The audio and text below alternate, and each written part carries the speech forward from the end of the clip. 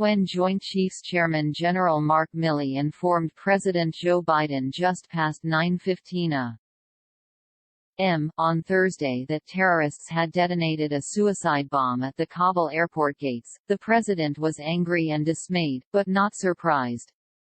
Biden had just walked down from his third-floor residence to the basement Situation Room, where top national security officials were milling around the dark wooden table when first reports of explosions were transmitted into the basement command center. It was the nightmare scenario Biden had been fearing for days. One intelligence assessments, derived partly from communication intercepts, had warned was likely to happen.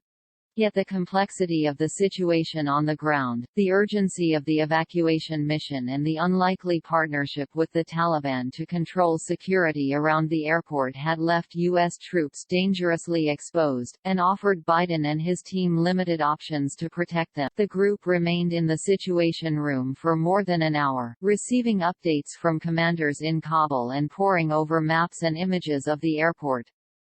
Biden eventually decamped to the Oval Office, where he was updated by his National Security Advisor Jake Sullivan and Chief of Staff Ron Klain. As the day wore on, the situation grew progressively grimmer. Reports of American casualties eventually turned into confirmation of American deaths, news that reached the White House by midday.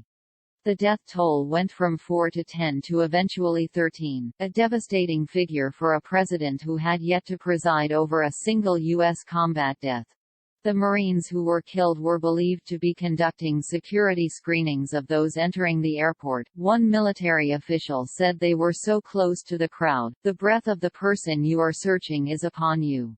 Biden's national security team had little time to emotionally process the attacks, one official said, as they remained focused both on the airlift mission in Kabul, now entering its most dangerous phase yet, and a new objective to take out the terrorists. On Friday night, the U.S. military announced it had conducted a successful drone strike against an ISIS-K planner in eastern Afghanistan. For a commander-in-chief known to occasionally flash his temper, multiple aides who spoke to CNN described Biden as consistently calm and level-headed in the aftermath of the attack. Still, by the time Biden emerged into the White House East Room after most of Thursday behind closed doors, the strain of the moment was evident. "Been a tough day," he said as he began a set of remarks he and his speechwriters had spent the previous hours honing. Biden wavered between weary sadness, a stark threat to hunt down the attack's perpetrators and a staunch defense of his decision to end America's longest overseas conflict. "Ladies and gentlemen, it was time to end a 20-year war," Biden said before walking away from the podium and onto what he said was another meeting. Thursday was the deadliest day for American combat troops in almost a decade, and for Biden amounted to the worst day of his nascent presidency. A war that is almost over after 20 years is concluding in blood, anguish and, for the president who is ending it, fierce recrimination. Interviews with more than a dozen people, including White House officials, national security and congressional aides and others close to the situation, reveal an administration consumed by events in Afghanistan, driven by the president's unmovable desire to withdraw troops while also struggling to contain the chaos. Biden's aides argue he is exactly the man for such a moment, a foreign policy veteran, a renowned empath, a military dad. Yet a legion of critics, including some Democratic allies, is now questioning whether his decades of foreign policy experience add up to sound policy or competent leadership at a moment of crisis. As Biden's approval ratings already show signs of slipping, fears are rising among Democrats that mistakes made in Afghanistan could derail the party's ambitious domestic agenda. While Democrats were attempting damage control, Republicans attacked what they viewed as clear and devastating missteps. A team of longtime Biden hands now faces scrutiny for not sufficiently preparing for what the president has said was inevitable chaos in the war's final days. Biden is currently focused on completing the mission in Kabul, aides said, but many of them expect he'll eventually hold someone responsible for what has happened. I do believe some people on his national security team should resign. That's up to them and it's up to him, said Rep. Adam Kinzinger, a Republican who has sharply disagreed with Biden's Afghanistan policy even as he has served as a regular critic of his own party. The White House says Biden isn't planning to ask any of his military leaders to resign in the wake of Thursday's deadly attack, and Press Secretary Jen Psaki said the president maintained confidence in Secretary of State Antony Blinken, who has faced particularly harsh criticism for his department's role in coordinating the evacuation of Americans and Afghans who worked for coalition forces over the past 2. Still, Psaki acknowledged there had been little time inside the White House to contemplate anything beyond the current evacuation mission, especially as Biden was warned during a Friday morning briefing that further attacks are likely as the military winds down its operations. There's not a lot of time for self-reflection right now, Psaki said when asked about the current state of affairs in Afghanistan, in which the U.S. is forced to coordinate with the Taliban in the final days of the war.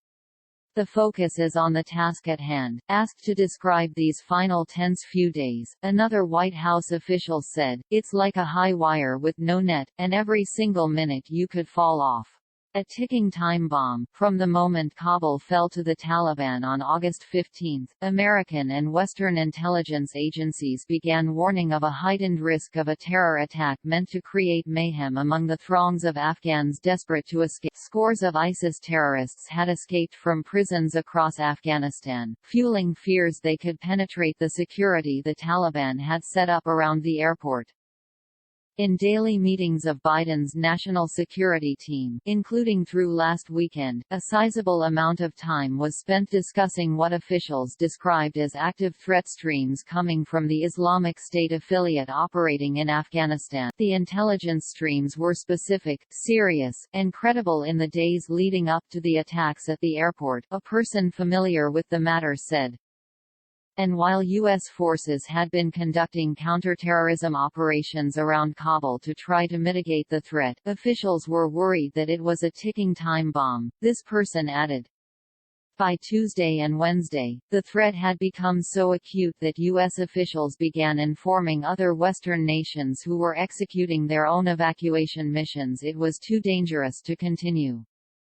At one point, U.S. intelligence officials had access to communication intercepts directly tied to a potential suicide vest attack, one U.S. official said. Finally, on Wednesday night, the State Department issued an ominous and highly specific warning to Americans to stay away from the airport gates until further notice. It was a last resort in a situation where the Biden administration already had extremely limited options, an official said. The warnings did little to disperse the crowds of Afghans desperately seeking a way out of the country. When the blast went off, bodies were scattered into fetid drainage canals, the survivors left to escape in a daze of horror. Many in the White House had been frustrated in recent weeks with the intelligence community's failure to predict how fast Kabul would fall to the Taliban. Even the most pessimistic assessments estimated it might take at least a month. This time, the intelligence the White House was receiving about a potential attack outside the airport was tragically spot on. One official who spent hours on Thursday in meetings and calls described finally getting a moment of respite, only to find himself staring at a TV tuned to the graphic cell phone video of bodies strewn across the scene of the attack. It was a direct punch in the gut, the official recalled. God forgive me if I am wrong about that. Some national security officials viewed Thursday's attack as the worst-case scenario for Biden, given his political calculation that the withdrawal would likely have little negative impact on his standing with most Americans unless U.S. troops were killed. No one's being killed right now, Biden said in an interview with ABC News last week, knocking on a wooden table as he defended the execution of the withdrawal.